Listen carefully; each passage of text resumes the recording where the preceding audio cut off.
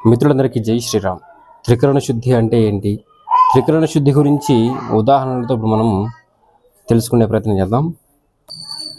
మనస్సు, వాక్కు, ప్రవర్తన ఒకే విధంగా ఉండాలి. మనస్సులో ఉన్నదాన్ని చెప్పాలి, చెప్పిందే చెయ్యాలి. ఇదే త్రికరణ శుద్ధి. త్రికరణ శుద్ధి గల వారు విశ్వసనీయులు, మహనీయులు.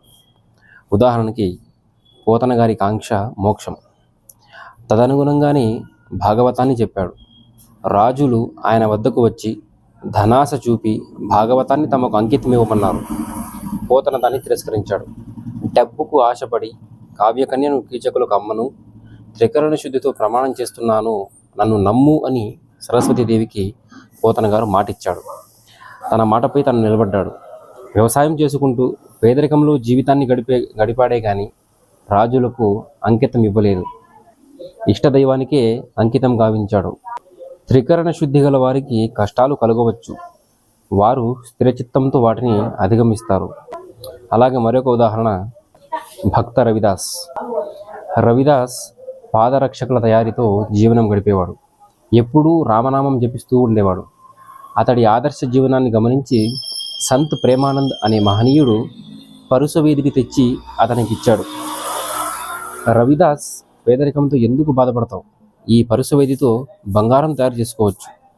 ఇది తీసుకొని దారిద్ర్యం నుంచి విముక్తుడివి కా అన్నాడు. రవిదాస్ ఆసక్తి చూపలేదు. దాన్ని ఈ గుడిసెలో చూరులో పెట్టుకోండి అని అన్నాడు రవిదాస్.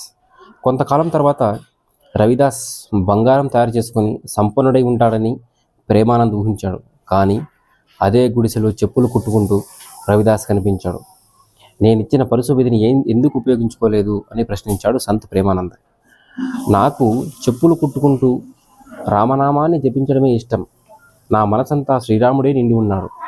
ఆ నామాన్నే జపిస్తున్నాను, అలాగే జీవిస్తాను. మీరిచ్చిన పరుసవేదితో నాకు పని లేదు అన్నాడు రవిదాస్.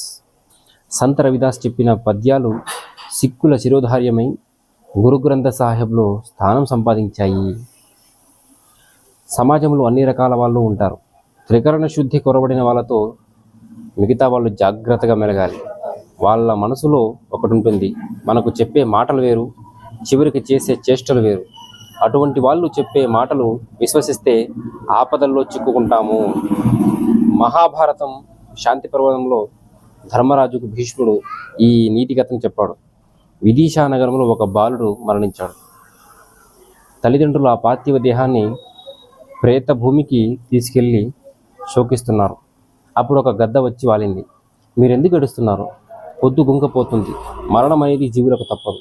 దీన్ని గ్రహించి వెంటనే శ్మశానాన్ని వీడి వెళ్ళిపోండి అని గద్ద వారికి నచ్చజెప్పింది. దాని మాటలు విని ఆ బిడ్డ తల్లిదండ్రులు వెళ్ళిపోదామనుకున్నారు. ఇదంతా పొంచి చూస్తున్న నక్క ముందుకు వచ్చింది. ఏమిటి? మీరు చేయబోదేమిటి? అందమైన ఈ బాలుణ్ణి శ్మశానంలో పడేసిపోతారా? పొద్దు గుంకడానికి చాలా సమయం ఉంది. మీ ఏడుపులు విని ఏ దేవుడో కరుణించకపోతాడా? పిల్లాడు మళ్ళీ బతకపోతాడా అంది నక్క. ఆ మాటలు ఆ తల్లిదండ్రులకు నచ్చాయి. అక్కడే ఆగి శోకిస్తున్నారు. గద్ద ముందుకొచ్చి, నేను పుట్టి ఎన్నో సంవత్సరాలైంది. ఎవరైనా చనిపోతే వేరే జన్మ ఎగుతారే కానీ తిరిగి బతకరు. నా మాటలు నిజం. వెంటనే వెళ్ళిపోండి అంది. దాని మాటలు విని ఆ తల్లిదండ్రులు నిజమే అనుకుంటూ వెళ్ళిపోబోయారు. కానీ నక్క అడ్డుకుంది. చనిపోయిన వాడు బతకడని ఎక్కడుంది? శ్రీరాముడు బాలుని తిరిగి బతికించలేదా? నారదుడు శృంజయుని పుత్రుని తిరిగి బతికించాడు కదా. ఎవరైనా మహాత్ముడు వచ్చి మీ బిడ్డను బతికించవచ్చు కదా.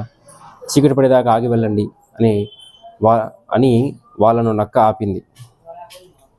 గద్దకు నక్కకు మనసులో దుష్టచింతనే ఉంది. కానీ వాటి మాటలు మాత్రం మృదుమధురంగా ఉన్నాయి. చీకటి పడితే గద్ద గూటికి చేరాలి, పగటిపూటే కళేబరాలను భోంచేయాలి. అందుకే అది ఆ తల్లిదండ్రులను వెళ్ళిపోమంటుంది. నక్క రాత్రిపూట కానీ భుజించదు. ఈ లోపల గద్దను తిననీయకుండా అడ్డుకుంటుంది. బయటకు మాత్రం మంచి మాటలు చెప్పింది. త్రికరణ శుద్ధి లేని వారి మాటలు ఇలాగే మృదుమధురంగా ఉంటాయి.